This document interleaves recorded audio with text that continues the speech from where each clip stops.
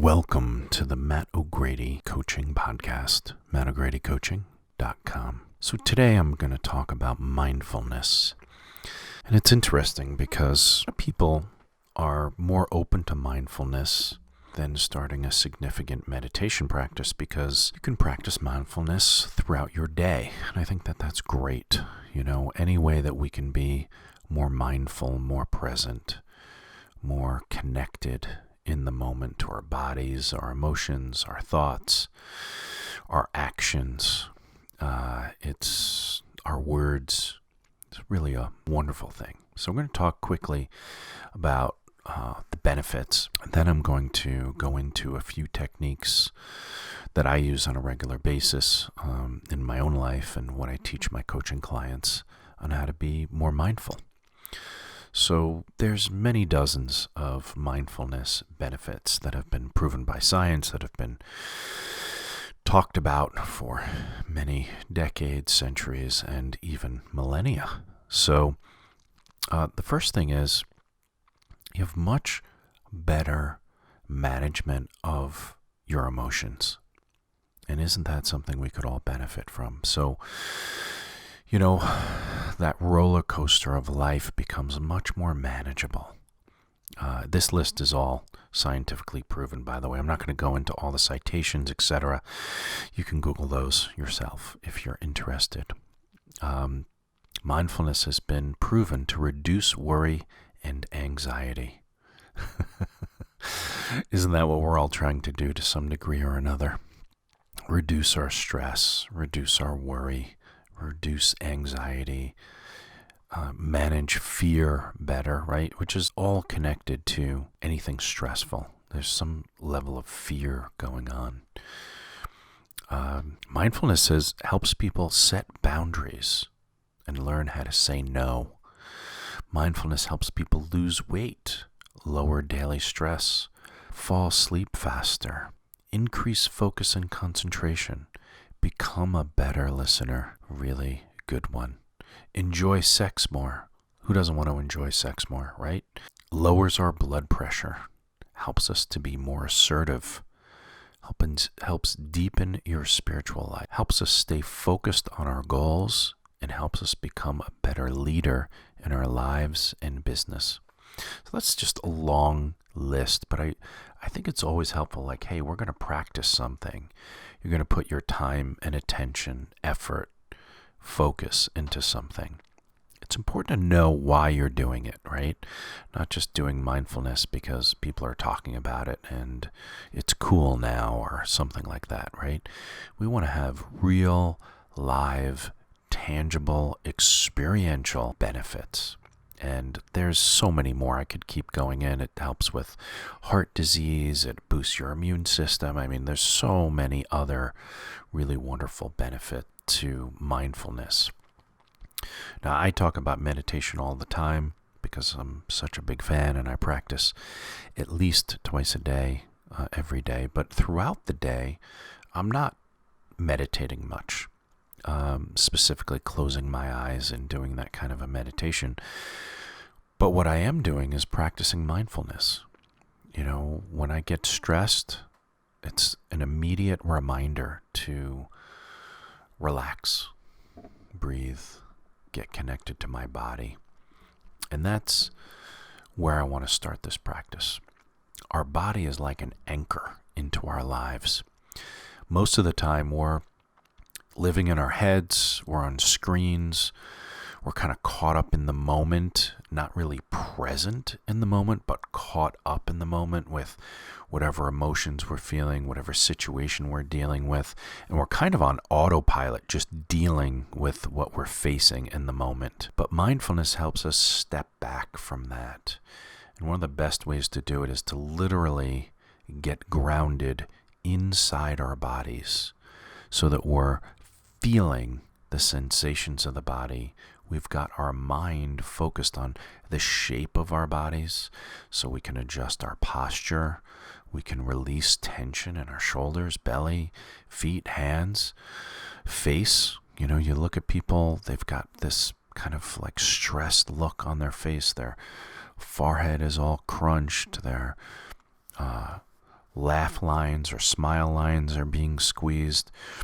And there's nothing wrong with that, especially if you're smiling and laughing. But several times a day, it's really helpful to just become mindful now and let everything kind of fall.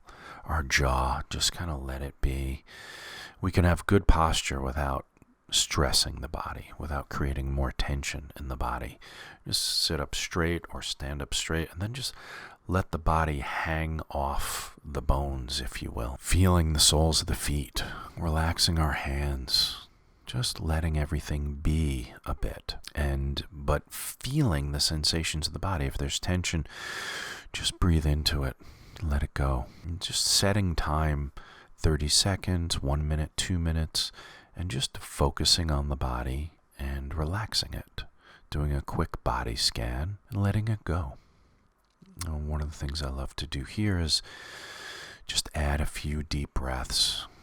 Doesn't have to be like a breath meditation, if you will, but can just be one of those things that really helps us relax into the body and get connected, because breathing, of course, is a body experience. So once we're there, grounded in the body, taking a few deep breaths, we just start to feel better.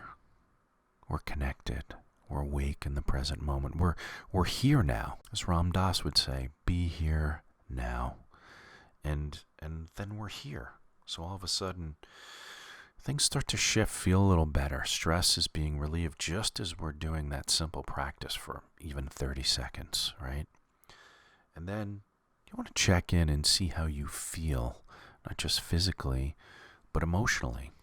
What are you feeling emotionally right now? And can you practice a little mindfulness right now, just as I described, using your body to ground, to breathe, and then simply check in. Check in. Where are you right now?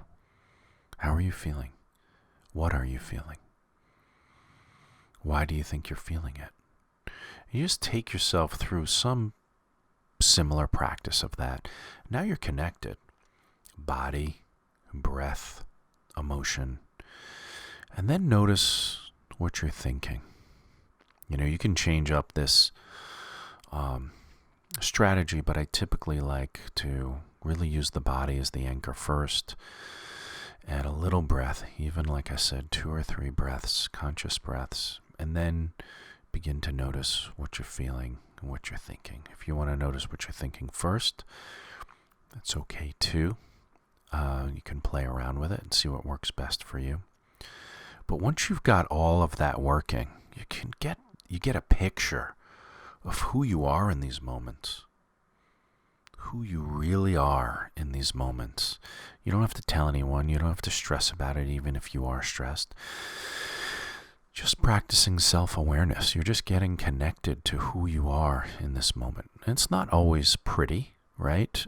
I don't always love what I see when I'm practicing self-awareness, but I don't get attached to it either, because it doesn't help us, right? But at least now you know where you are, and you can take steps to feeling better, to being more connected, being more alive, more awake to whatever it is that you need, whatever's going to be good for you next. And this is really helpful to do as a pause anytime throughout the day. Anytime you notice you're stressed or just kind of running or just feel overwhelmed, just take a pause. Take one of these conscious pauses. Literally, once you get good at it, you could do it in 5 or 10 seconds and it'll still be beneficial.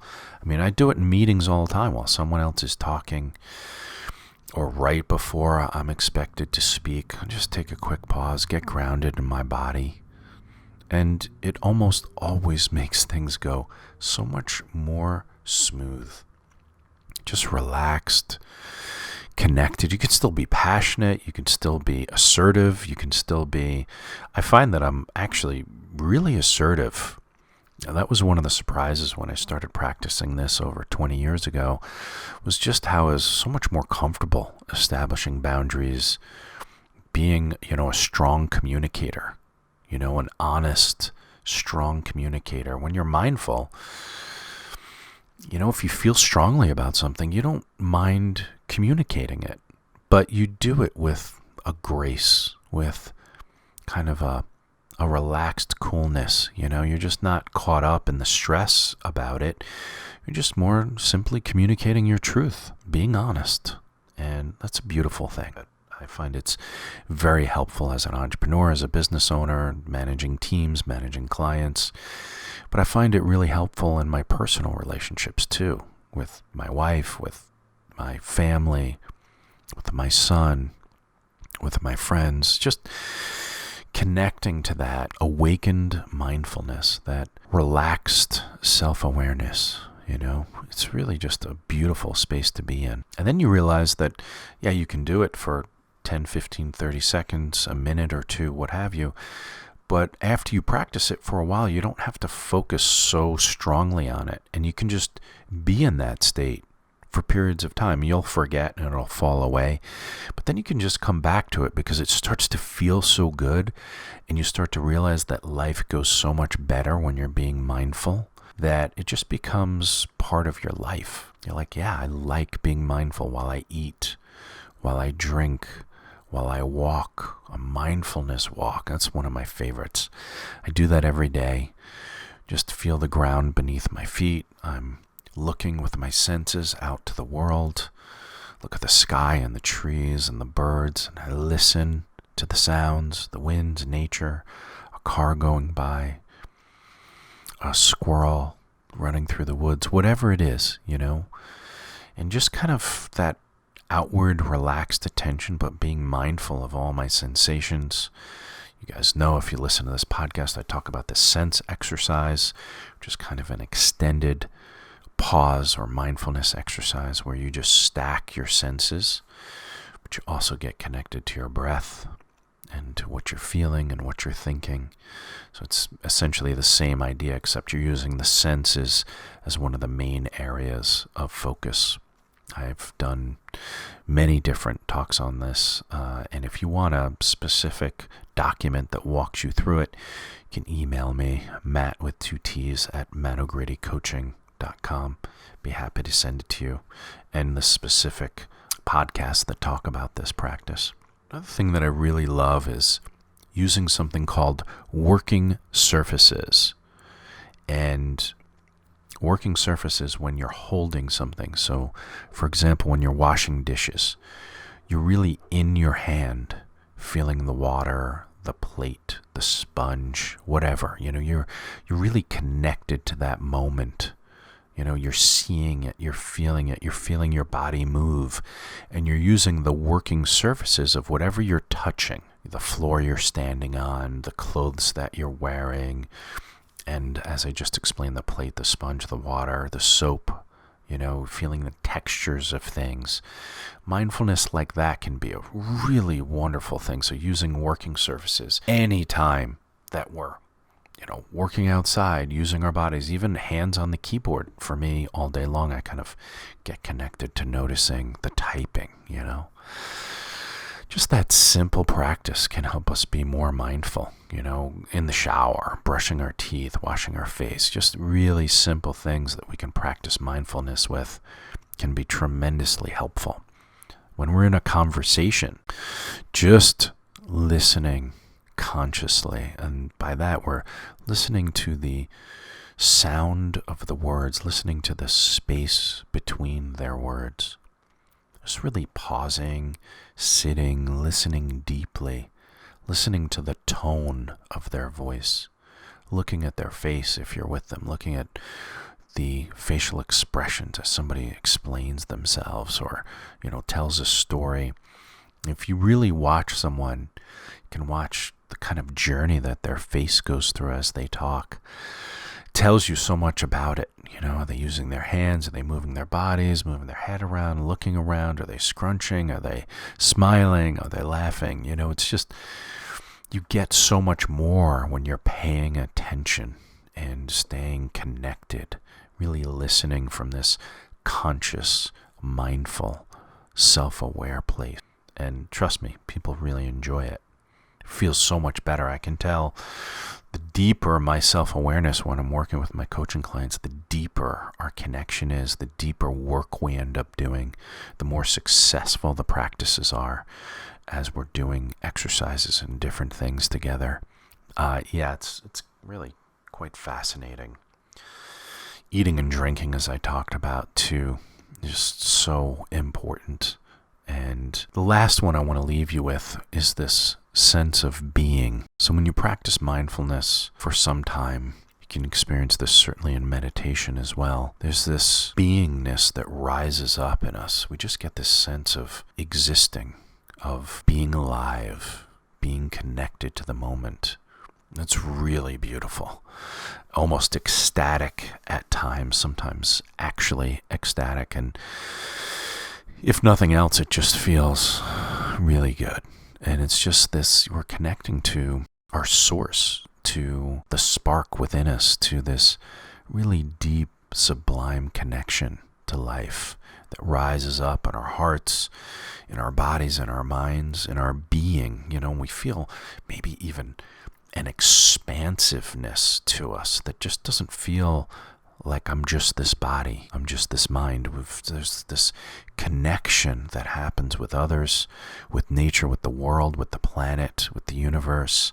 There's lots of really beautiful things that can come from practicing a significant mindfulness exercise daily, multiple times a day. And then you get all these other benefits of lowering your stress, losing weight, reducing any sort of anxiety, becoming a better listener, lowering your blood pressure, increasing your immune system, all these other really beautiful benefits that come along, and it feels good along the way. And that's the best thing about mindfulness, is it's a journey to feeling good, feeling better, being happier, more relaxed, more connected, more loving, better listener. I mean, who doesn't want all those things? I think most of us do. I know that I do. I hope you enjoyed this. Thanks for listening. MattO'GradyCoaching.com. Email me, reach out anytime.